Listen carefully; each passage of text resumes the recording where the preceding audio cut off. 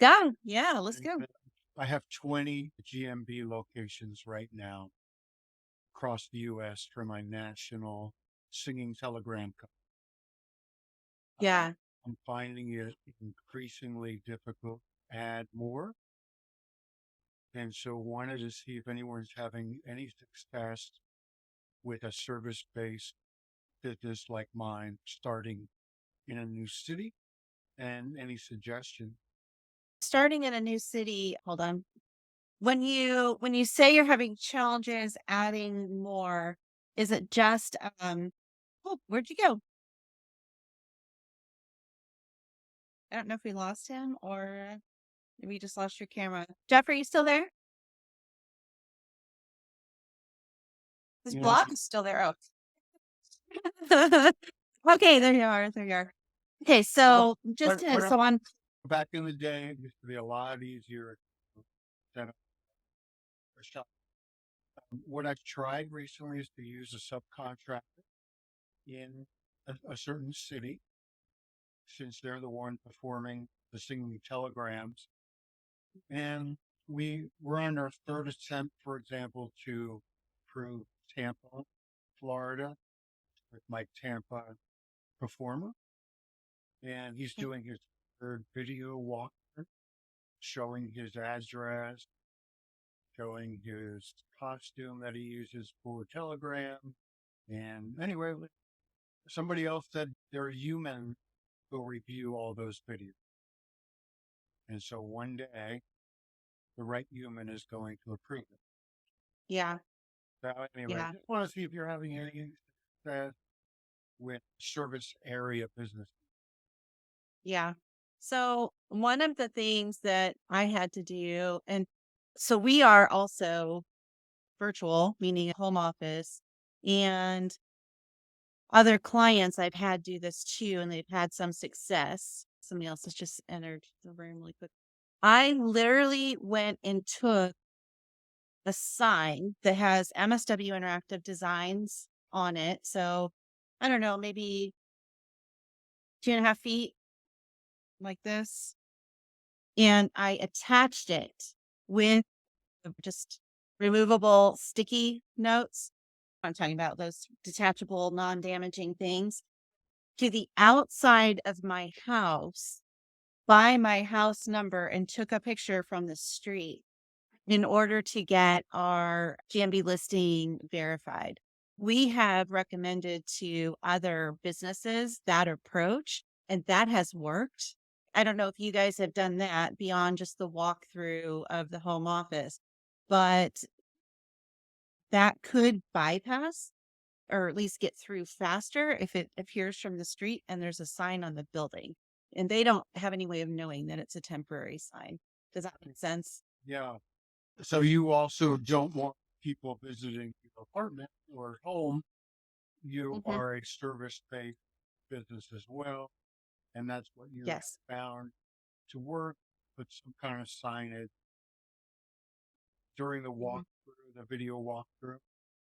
Yeah. I literally put it up the day that I did it and took it down when I was done. So, Now, I've had some that there's an option where you can live chat video with somebody at Google. That I know sometimes though the options don't all pop up for everybody, and I haven't figured out why. But in the future, do you have a website up for this? Yeah, rock star singing telegrams. Do you connect all your locations to the same website? Yeah, Okay, 'cause I've learned in the past if I try to get something verified before the website's live, they make me jump through hoops. If the website's already live, sometimes that speeds it straight through. yeah. Like I said, when I try to verify some cities, they just want a phone number, and I'll get a quick call, say, "Okay, great," put in the verification number, and then it gets denied um, at that point.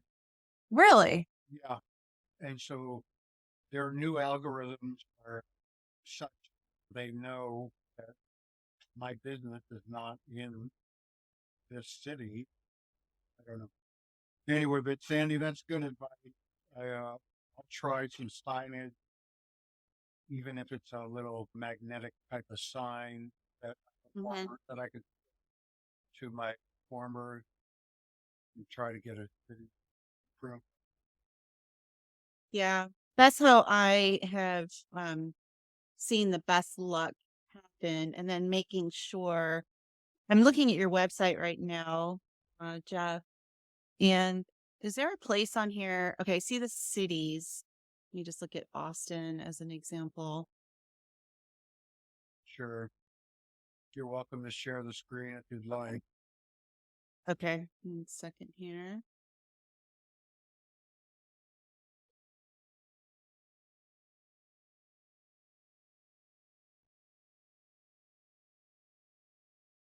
Okay, I'm sharing my screen. For the few people who just jumped on, this is Jeff Silverman. He owns Rockstar Singing Telegrams. If you are ever in need of a singing telegram service, I'm going to tell you what, this guy is the guy to call. And he is, how many locations, Jeff, are you doing this service? Everywhere. Okay. There are some remote locations that we don't have performers. Hawaii, Alaska, Las Vegas, like we did for you, Yeah. and everywhere in between. Nice. Yeah. So his question was Google Business Profile, formerly Google My Business, was in order to get verified in there with your location, you have to jump through some hoops with Google, and he's having some challenges with certain locations. And in order to verify the business, Google will sometimes require you to do a video walkthrough to prove that it's actually a business in the location. And still, that can get denied. I was sharing that one thing that we did because MSW Interactive Designs is also a home-based business, but I ultimately ended up doing was taking a sign that I had gotten made for like a trade show booth. It wasn't huge. I don't know, maybe 3 feet by 2 feet that has our logo on it. And I literally temporarily attached it to the outside of my house near the street number and took a picture and did the video walkthrough showing the sign, the house number, and then into the office space.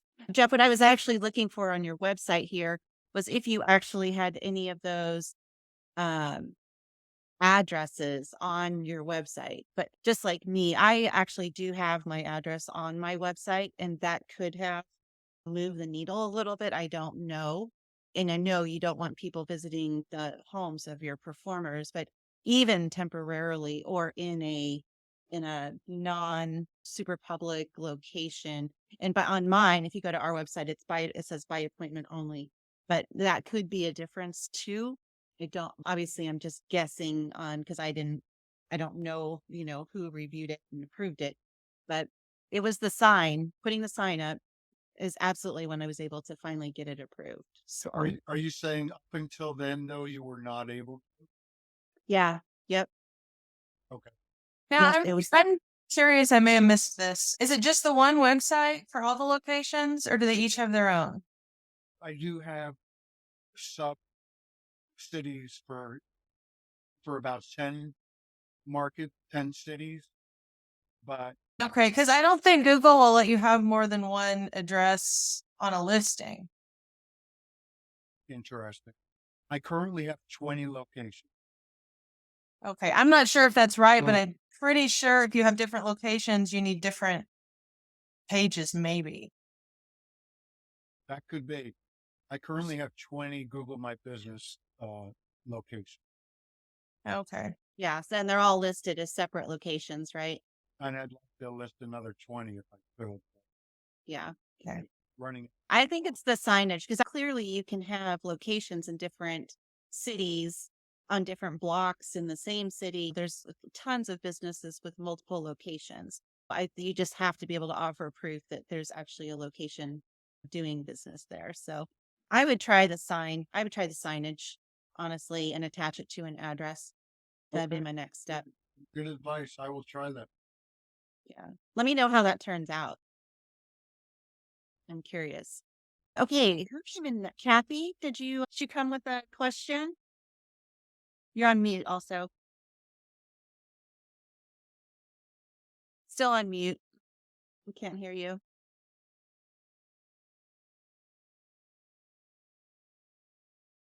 No, here, let me, I'm gonna, on your profile, I'm gonna say ask to unmute and see if you can click OK or something on your side. There you go. It's showing you're unmuted, but we still can't hear you. Why don't you play with that for a second, see if you can get your audio working, and I'll jump over to Michael. How are you today? Good. How are you? I'm doing great. You want to introduce yourself really quick to people that are in the room, and then we'll dive into your question. I'm not sure what I've got for questions.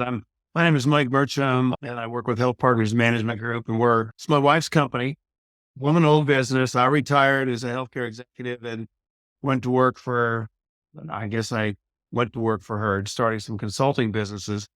Hmm. And so the main thing that we're working on right now is how to make our webpage more interactive. When Yeah. I've set things up so we can use QR codes and stuff like this to take people to certain documents and stuff like that. But ultimately, we want them to go to the website. We want them to be able to interactively ask questions, to um, potentially even look into different consulting services that we do offer. She was not able to attend this today, so I jumped So in you're here. and do it. I had a little bit of time in my schedules, which typical Friday. Okay. So I'm going to share the screen here really quick, Mm. Michael. And Okay. so yeah, I love Cindy. Yeah, she's just one of my favorite people. No, excuse me. I have a Well, little bit of a cough left over. she's been mine too for about 48 years. Yeah, I know. I know. Congratulations. And I believe we're in the process of building a new website for you as well. Yeah, I think so. And Hmm. ideally, not only do I want to be able to do that, but then I want to be able to use the technology when I go out to sell the different services to other healthcare executives, meetings and stuff like that. I want to be able to, go right to it and say, listen, got any questions? Here's what I want you to do. You can scan this code, it'll take you right there. I can show you right here on the desktop how to do that. And again, I know we're getting more hits to the website after our meetings. Notice you guys have started doing something where she's getting input into those who actually come visit the website. The main thing is to get them go there and look. Like all it took me was 10 minutes right now, and I've already written down Jeff's information for Rockstar Singing Telegrams, because what a great Yeah. Yeah, uh, it's fascinating on these calls because we have a different group of people that show up every time, and they're all businesses in different parts of the country that don't know about each other, and they ultimately end up doing business together, which is fascinating. It really was an unintended consequence, but a really good outcome. But yeah, I've used his services, and they just do a really good job. As far as what you're describing, it sounds to me like you want to use the website as part of the sales process. So these are people who already know about you, and now you're trying to sell them on the service, or are these people that you're cold calling and somehow getting in front of then, and then you want them to use the website to well, educate them? typically not cold calling, unless it's somebody that I've done business with in the past. I can Mhm. tell you, I'm trying to build awareness and brand through constant contact. Okay. Oh, utilizing those resources, because when we go to these meetings, we get a list of all the executives that are there. Some we talk to, some we don't, and their emails, and so we can put them on our contact list and not only send out information about us. I'm working on a thing that would allow me to go through and kind of go through a lot of the major things on a daily basis, and come up with a short executive summary that can go out to some of these executives, because they're going to get thousands of emails and they might have to look at 40 pages worth of documents on what's going on in healthcare today. And I'd like to be able to bullet it for them so that it's a very simple thing for them to look at. And then one thing can lead to another, so to speak. Yeah. So we've never Does done your anything like that before. So that's why I wanted to kind of get it going. Yeah. Actually brought this just in case someone had a question like this. One of the things that you're actually going to have as part of your new website is what we call a lead magnet. And a lead magnet is a downloadable something. It can be in different worlds. It can be some kind of an instructional video. It can be a PDF. It can be some kind of a checklist or a resource. And what happens is when somebody goes to your homepage, there's a lot to navigate here. And most people, when they come to your website, will not navigate all this stuff. They're going to just look for something that they are seeking an answer to. They're not going to look very hard. People will usually spend well under 2 minutes on any website. 2 minutes is good. So having a lead magnet that's right on the homepage that comes up and solves one of the biggest questions or problems that your ideal client has. So then they exchange an email address and or a cell phone number for that particular download. And what happens then is that lead is then written to your constant contact account. So they get into your visitor flow, and you can nurture them through a series of ongoing emails and informational pieces to build that relationship, build that trust. They're not sales emails every time. They're actually emails that answer questions that these people have during that whole buying journey, the consideration process, in other words. And then the other thing that we recommend that you add in is called retargeting. We use a platform called AdRoll. And what that does is it drives people back to your website. So just give me 1 second for this two-step verification. Karen, that goes to you. Can you text it to me? Hold on while she's doing that. Okay. 3082. So I'm just going to show you a couple of examples. This goes really well with what you guys are doing with the visual visitor. Also, if you're listening in HPMG, which is the company that Michael represents, we've got some tracking software on the back of their website that they'll get an email that shows people who are actually on the website that have come from whatever kind of marketing they're doing. And it gathers their information, whether or not they leave or fill out a contact form. So I'm just going to show you this campaign. This is actually ours. Let's see.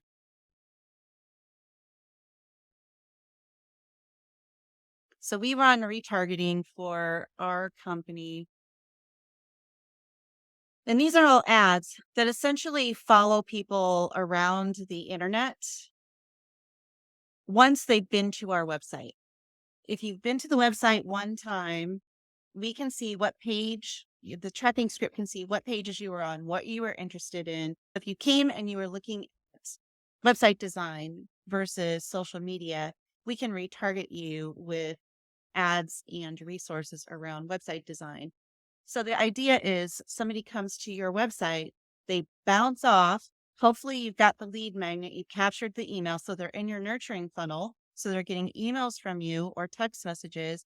And then as they're scrolling around the internet, this tracking code is also here so that if they're on weather.com or some kind of a news site, all of a sudden they get the visual of what they saw on your website or the branding. Oh, hey, you were interested in that. We're still here. Click through these ads and come back. The reason I'm such a big fan of this is because you can see here during the time period of this report, I've spent almost $300 on retargeting, and I've had 43 people come to the website. While that might sound low for $300, it's not. It's very good because these are people who have already expressed interest at some level, and now I'm driving them back. So these are the kind of people, these 43 clicks are worth far more than other random clicks that I might get. So they're actually re-expressing interest by coming back. Does that make sense? Yes. So those are two things. And just for the purposes of other folks that are on here, I'm going to show an email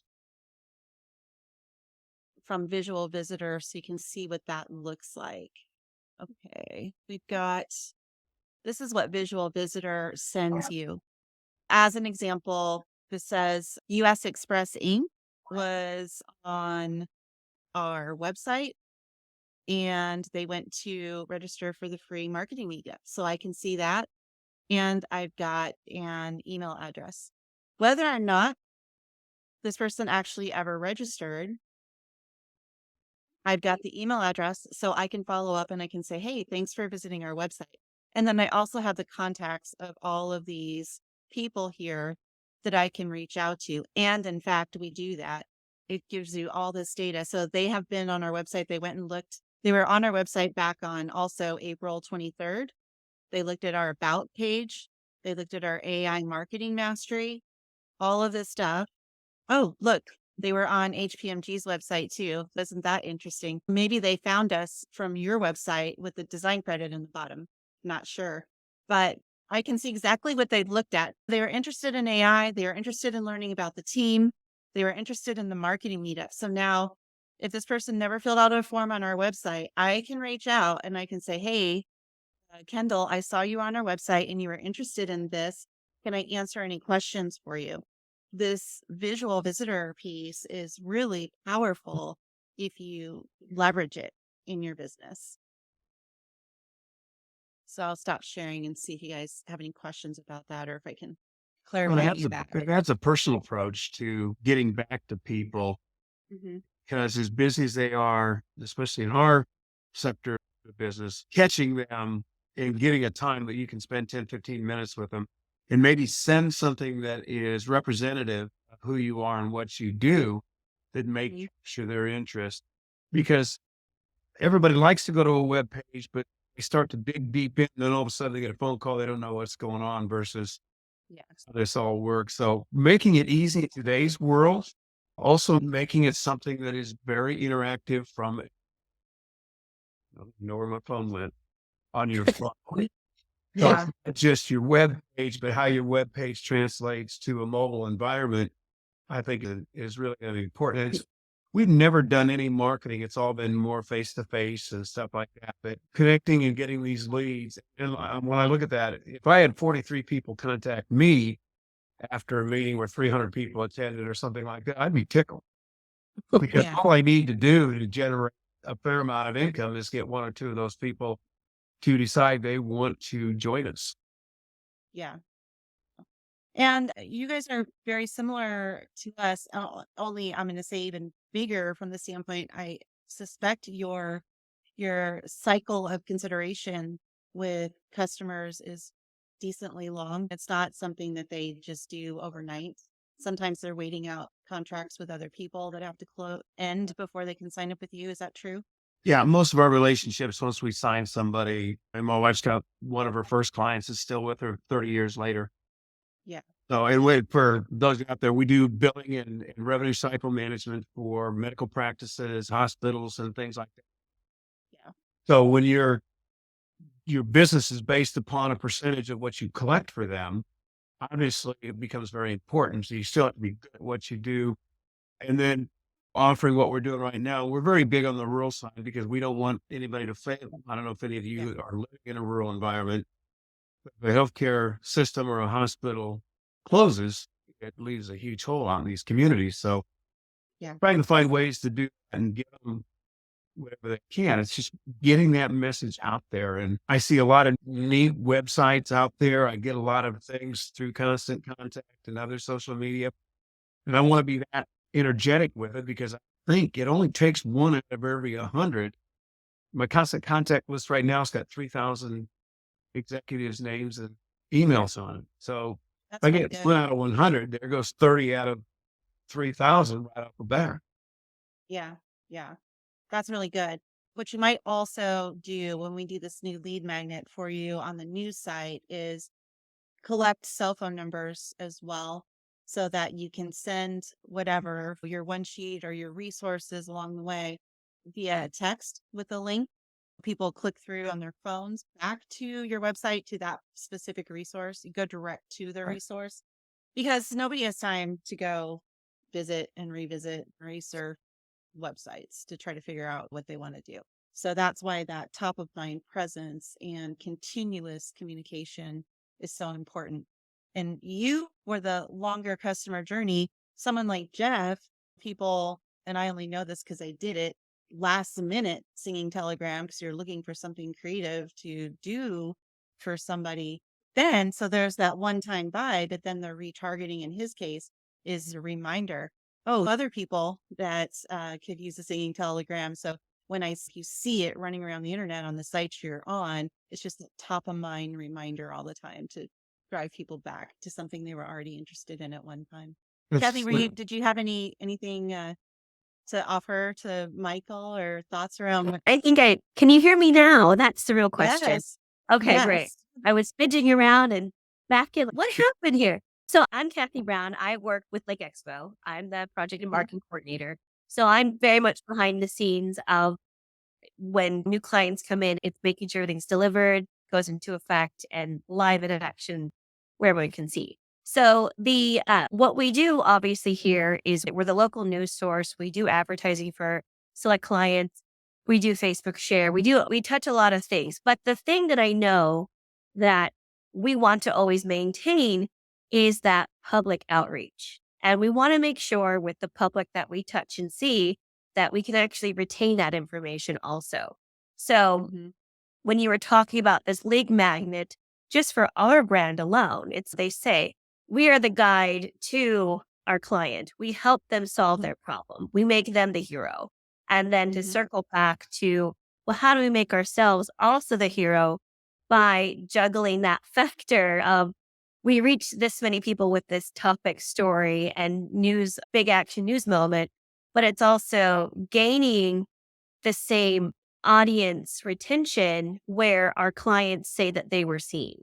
And again, we're still going to be the hero to our clients and to ourselves. So this lead magnet to help even just not just to build our audience, that's we're able to do with the years, but it's also retaining that information and keeping that on hand where we saw someone from Lee Summit loved this story, liked it. Okay, what do you do? How can we build your brand also into us where we can outreach that source and keep an extra eye and grow, obviously, because that's what we are here to do. We're not just to grow ourselves, we're to grow our business and to help grow our community.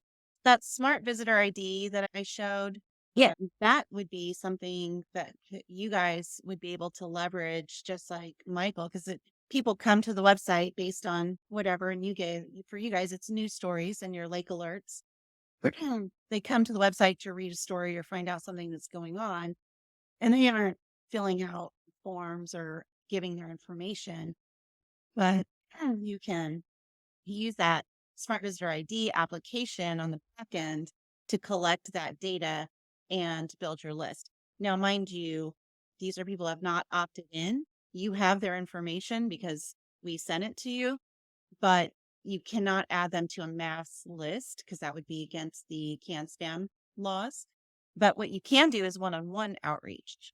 If you see that it's a business that could potentially be a prospect for advertising and marketing on Lake Expo, you can reach out to them one-on-one for a lot of different things.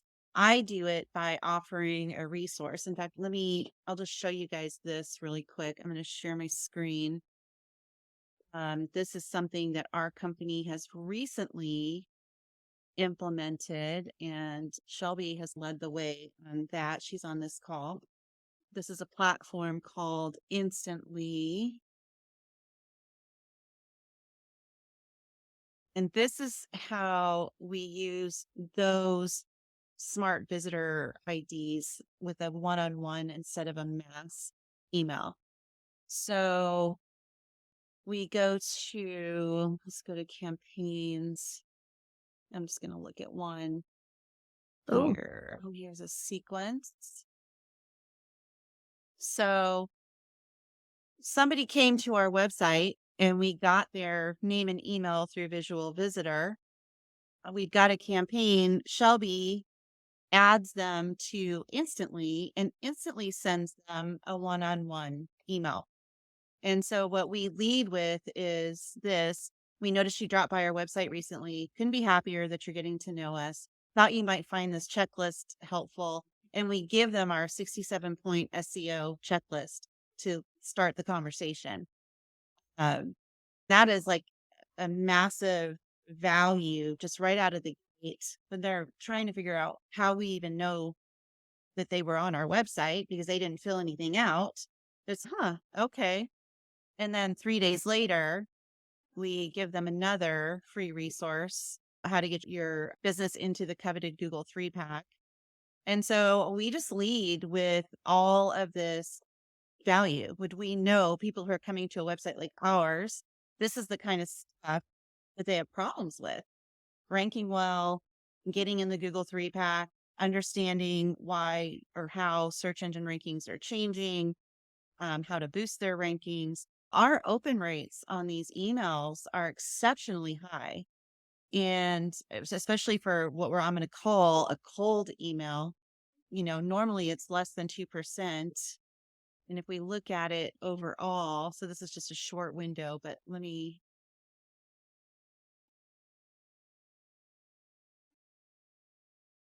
analytics here. If I change the window to the last 4 weeks, the click rate and the open rate is crazy high. Almost 30% on the open rate on those emails and almost 10% click through back to our website, which is exactly what we want. So the buy cycle, the shopping cycle, the building the trust cycle in a market like ours is pretty long. And that's just a tool to do it. And we haven't added them to our mass client email list yet. They've just gotten this one-on-one email over a series of a few weeks to ultimately build the trust and convert them into becoming a client. So that sounds like something that would really or could potentially work really well for Lake Expo and then also for you, Michael, then backed with the retargeting. So then they start to see us all around the internet because they've been to our website and looked at a few things. So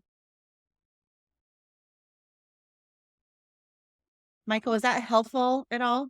Oh, very much. Very much so. Okay, good, good. Kathy, other questions or Michael or anything else I can do to help? I missed the part where the lead magnet, what software or platform is that used from? It depends on what kind of lead magnet you're going to do. Okay. So I'll share again and I'll just go to our website. Actually, I'll show you one that we implemented. Let's see. Let's go Don Rose Auctions. This one is actually converting really well. Don Rose Auctions is a client. They are in Ohio. And we implemented this lead magnet a couple months ago. And she's gotten probably going on 30 now conversions through here. So why would that matter? Because it's 30 people that haven't hired them yet to do their estate auctions. But now she's got their name and their email address. They do estate auctions, and we know that the person who downloaded it is wanting to know how to do an estate auction. Now it gets into her marketing flow by email. And we've got a series of 7 to 10 emails that go out over a period of time, all around estate auctions, and ultimately convert those into clients. So that's 30 people that she wouldn't have had their information otherwise. She would have had to rely on them coming back to the website on their own. And now she's got their information. So she can convert the sale rather than it being reliant on them coming back. So that's one example. So that lead magnet we designed in Canva, and we use ConvertBox for the implementation here. You can position them differently depending on how you want them to show on your website. So I'll show you the one on our website, and you'll see it's a little different. Okay. So here's our website, and they have to be on our website for a little bit before it pops up.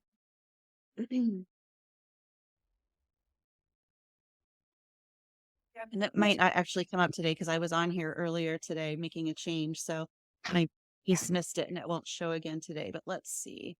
This one. How's that? Let me go to another browser. Oh, it just came up as I switched. So here's one. So this one comes up only on our web design page. So we know someone's looking for web design. And if they haven't converted, these are common website mistakes that business owners make. And so that one converts okay. That's not our highest converting one. Let me show you. This one actually converts really well. I'm going to go back in another browser because it'll.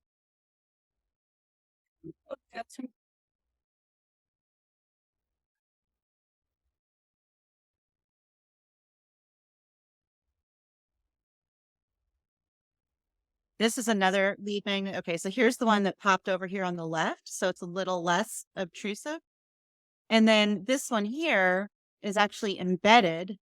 You can put assessments on your site or polls, Kathy, in your case. Assessments maybe in your case, Michael, around the state of the healthcare thing that they're doing. And so it's an interactive assessment that people fill out, and then they get after 10 questions, they get a thing from us that offers suggestions based on how they answered the questions. You can do that in the form of a poll or we. I like that. Like a reader's assessment. What content you want to see? What do you enjoy about this? Almost like it's their personal, as we all know, everyone has feedback and opinions on certain topics and articles that we share. And it's like, well, okay, let's actually utilize that as a benefit to what do you want to see more of? And because as we're evolving and growing, there's always a new topic or new outlet or new activity people want to know more about, especially with the tourism here. And that to me would be a benefit as a whole. So I love that. Thank you. That's actually, and it's not a poll because some people don't like polls. They like, let me give you what I really want, not what I think you want me to say. Yeah. Okay. Thank you. So this one, it actually gave them an instant result. So they're not frustrated by doing all that work and not getting something. And then if they want a copy of it and a template to build whatever it is they're trying to do, they can download it and get it. It's just different techniques. People respond differently by building different things, making different things available on your website. You will capture more people over time. Michael, all that kind of stuff is easily doable on the new site too, if that's of interest to you. So we can jump on a call. The ability to use a format to get an individual email out to somebody and then get them to sign up and opt in and then, build that listener audience out there. I like the lead management from that standpoint is everybody's looking for a quick assessment or a quick evaluation of what they think they're dealing with. They don't know what it is, but I think that's a neat way to get them started and then get some information. And then basically once they've looked at the questions they get back with you, you've already got a conversation going. Yes. Yes. Yeah, exactly what they're interested in or what their pain points are. And it takes the sales out of the sales conversation. What you're really doing is just helping someone figure out how to solve whatever challenge they're having. Cool. Any other questions? We've got 10 minutes or I can let you go. I'm good. I'm good. Okay. All right.